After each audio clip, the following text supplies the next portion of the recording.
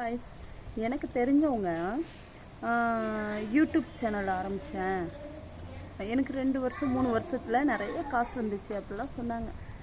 அதெல்லாம் கேட்கும்போது காது குழுக்குழுன்னு இருந்துச்சு.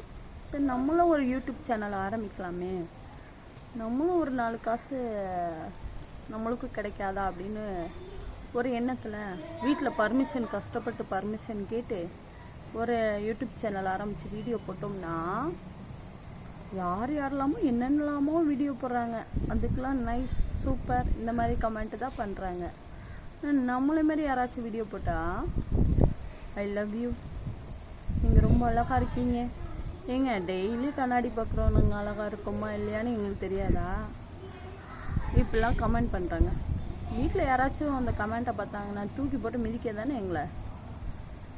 அப்புறம் என்னத்துக்கு நீ வீடியோ போடுற அப்படின்னு யோசிக்கிறீங்களா?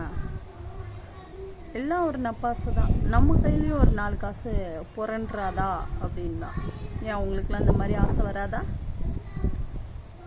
யாரும் தப்பாக நினைக்க வேணாம், ஏதோ தோணிச்சு சொன்னேன்.